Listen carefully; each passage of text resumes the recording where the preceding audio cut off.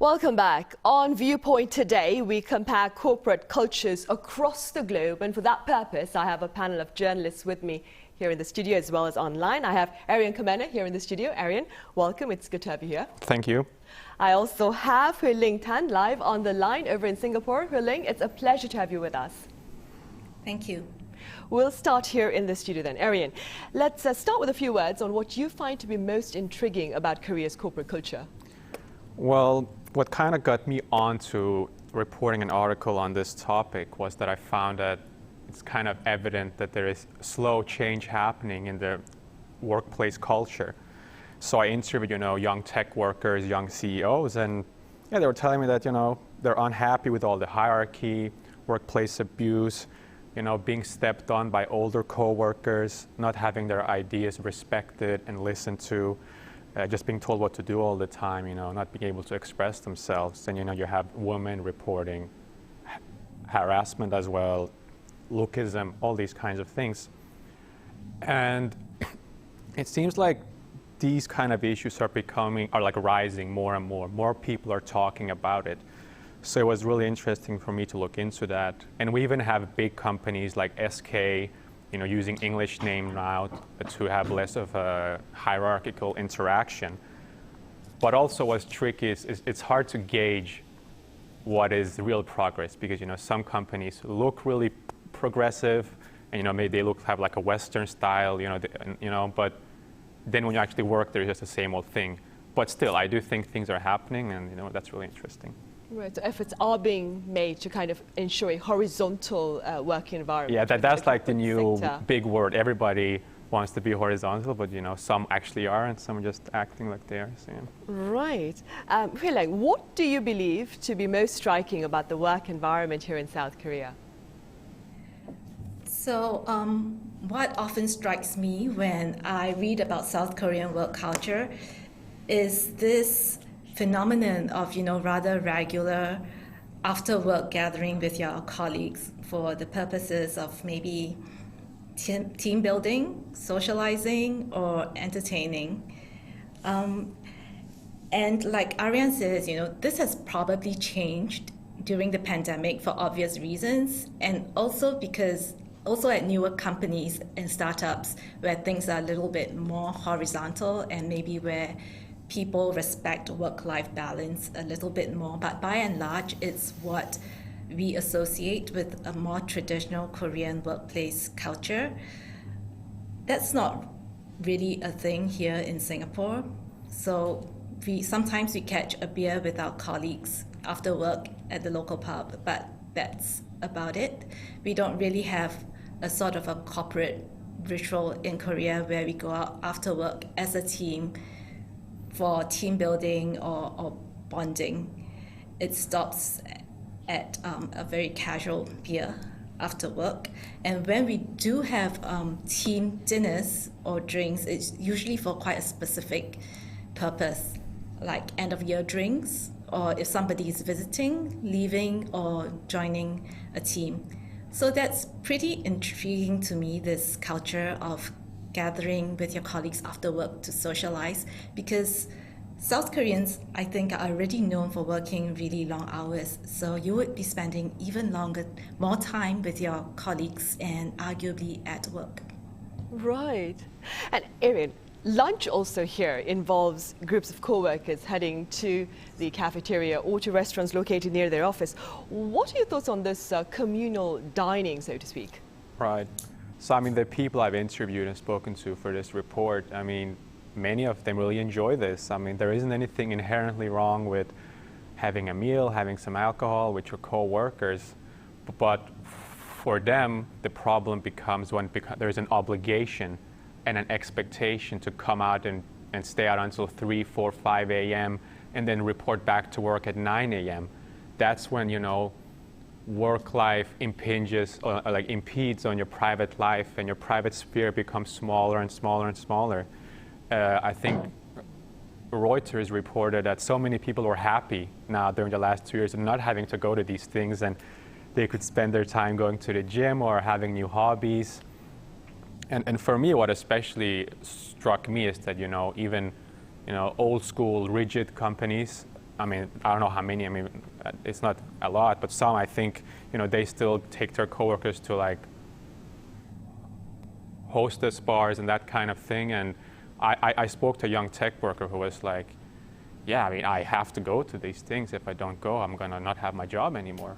So yeah, these are the kind of viewpoints I've heard. Right, of course. But times are changing, of course, and there are efforts to make that less of a trend, though. And the pandemic also has played its part, because not a lot of people are able to work in the office. They take up remote working.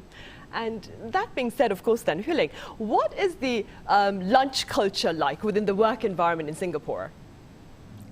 So I was just saying that isn't really like in South Korea a ritualized after work dinner and drinks culture, but there is definitely a lunch culture here in Singapore at the workplace where staff would go out for lunch in groups as well. I think it's because culturally we do enjoy communal dining in Singapore, and also people take this time to socialize with their colleagues. So often they would be talking about their family life over lunch, their children, the property market, their children's education. And I guess it's pretty similar to South Korea. But, and I remember there was a conversation online about this a few years ago. Singapore is a regional hub for many offices. So in some companies, there are sizable numbers of foreigners and local staff. And some people noticed that foreign staff would prefer to eat on their own, while locals would go out in groups to eat. So I suppose that there's a cultural differences as well. But I would say that the communal dining culture here in Singapore probably stops at lunch and maybe at tea time. It doesn't really extend into the evening. Nobody's obligated to go socialize with their colleagues after work. I have to say alcohol is really expensive here in Singapore as well, so maybe that's why. Right, I see. Arian, beyond Korea, labor laws in France prohibit the eating of meals at one's office desk. Now, here in South Korea, it's a common sight to have people dining at their desk because of lack of time, work perhaps. What are your thoughts on this practice of dining at one's desk? Yeah, I mean, I read about this new law they have in France, and their reasoning is that they think it's really important to have this 1.5-hour lunch break, and that it is important to not, you know, I mean, research shows that working 10, 11, 12, 13 hours doesn't lead to bigger outcomes in your output, you know, and I think they're right about that, and but we still see a lot of people think that, oh, I need to have more hours, but you know, some of the people I've spoken to, like, you know, people in startups and so on, did they say, you know, they want to work smarter, not harder. And they don't necessarily, it's not working out for them anymore to have to stay at their table until the oldest person has left, you know. Yeah, so I think working hours and how we relate to them plays a big role in the working space as well. Right, and personally speaking, do you spend time eating at your desk, or are you able to have a proper lunch time outside of your work area?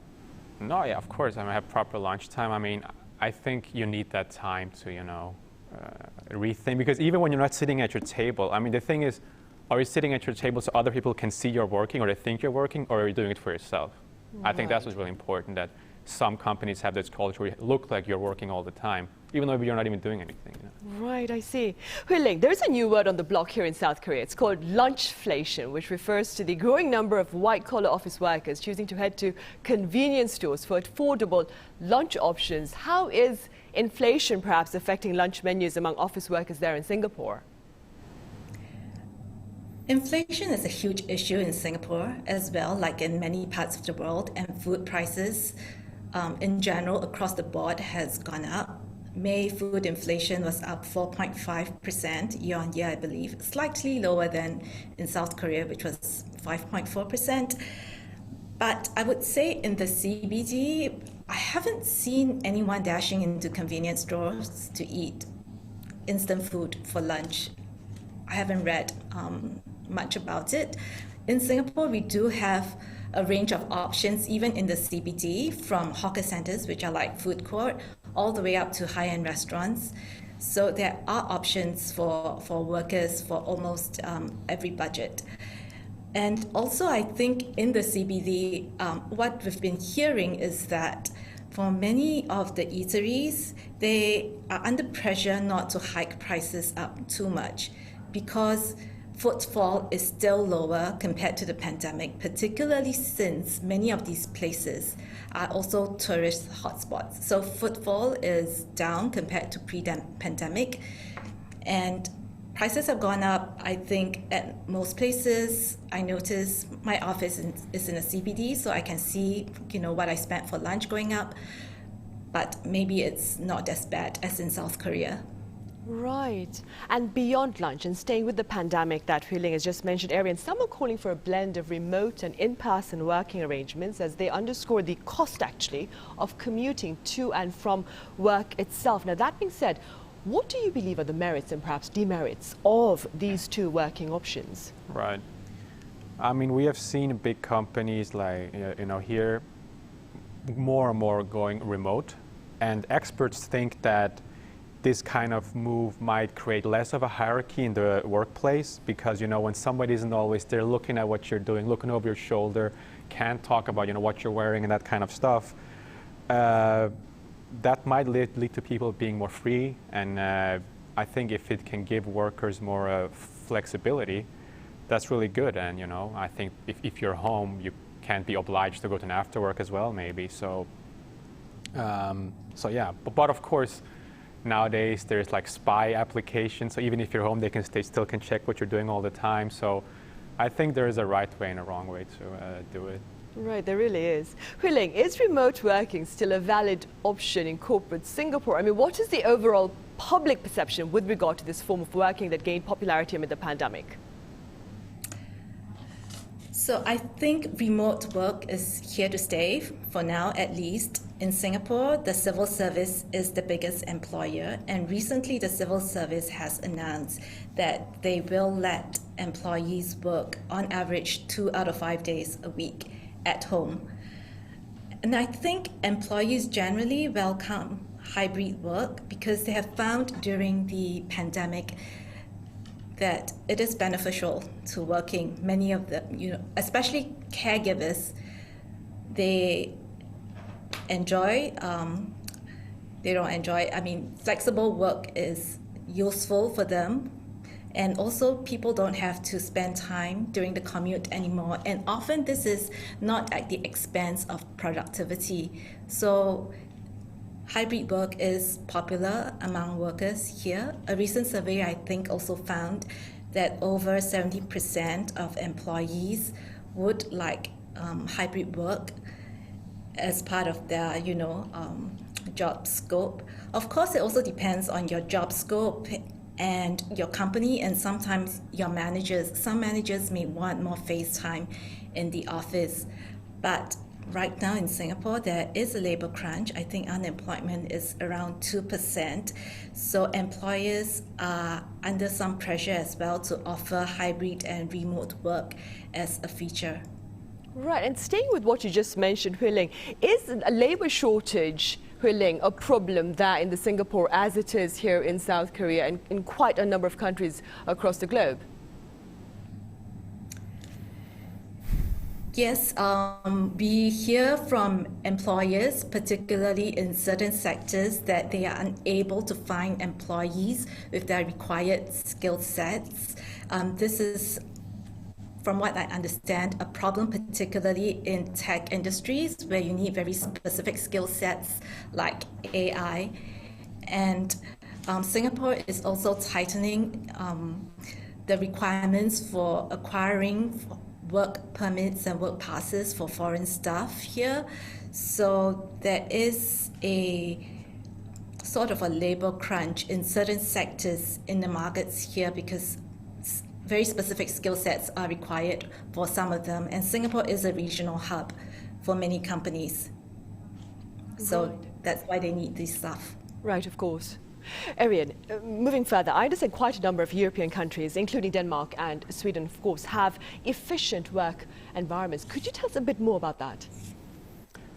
Yeah, I mean, of course, I don't want to come here and be like, oh, we are so good and all countries should do it the way where I'm from are doing it. But I think we can see that, you know, in like Scandinavian countries, they work less. Maybe they go home at 4 o'clock in the afternoon, but they still have the same output, and I think they rank the highest in terms of number of hours worked and number of and the things they get done. Because yeah, there is a lot of laws. I mean, you can't just make workers work overtime. If you do, you have to pay a lot more. And I think workers are much more aware of that. You know, when somebody asks you to do something, you don't have to say yes. You can just be like, oh, this is not legal, or this is not cool, or so. I think there is a lot of that, but I think it's hard to compare and export certain cultures to you know, others. You know, we saw, for example, in the startup scene here, like 10 years ago, people were looking at the States. Oh, we have to be like some tech companies over there, but it's really hard to import culture. And I think each place has its own history, its own language that has the reasons for why things are the way they are. Right, it really is. Huiling, generally speaking, what can be done, do you suppose, to perhaps ensure a healthy balance between professional work and private lives? That's a really good question, given that Singapore, alongside South Korea, I think rank really high when it comes to these global surveys on stress levels. So I think recently there was a survey that found that 85% of Singapore workers are at risk of burnout. And I think with this rise in hybrid work, this risk is also heightened to a certain degree because the boundaries between work and home are blurred. So the responsibility is on both the employer and the employees to better demarcate these boundaries as well. For managers, I think it would help if they can just take time to tell their staff not to stay too late at work if their work is done, or to not contact them during their time off if it's not urgent. And our employees as well should be cognizant that they need to take time out when they are not at work instead of being plugged in all the time. Of course, there are other things like paid maternity, paternity, and family care leave that would really help at all. That would help. But I think at the end of the day, everybody has to realize, you know, that it's not going to help anyone's cause to have a burnt out workforce, and that we do need to take time off to rest and recharge. So during your times off, just unplug if you have to. Right, and staying with the same question, Arian, what are your thoughts on ensuring a balance between our professional work and our private lives? Well, I think that I think you have to look at the expectations that companies have and people have for themselves. I think we live in a time where we are urged to work more and more and more, and there is an economy that also urges us to work more and more. So I think for things to change, people, you know, the way we talk about work, I mean, I think nowadays often work is inherently seen as good. The more I work, the better. But if we have another way of seeing our life that is not so zoned in on work, then, you know, that is one thing. But then another thing is labor laws, regulations, so that when your boss comes and tells you to do this or that, you can say, oh, this is not, you know, it's not legal. So yeah, I think it's an issue of attitudes and the kind of cultural elements of the way we see how our life should be structured, and also a legal element and an economic element as well. So that you don't maybe have to work so much to make the same money, you know. And perhaps the fact that we're having this conversation itself is perhaps a step in the right direction then. I hope so. Right, Arian, thank you so much for your time. Thank you. Huiling over in Singapore, that is, thank you very much for your insight today.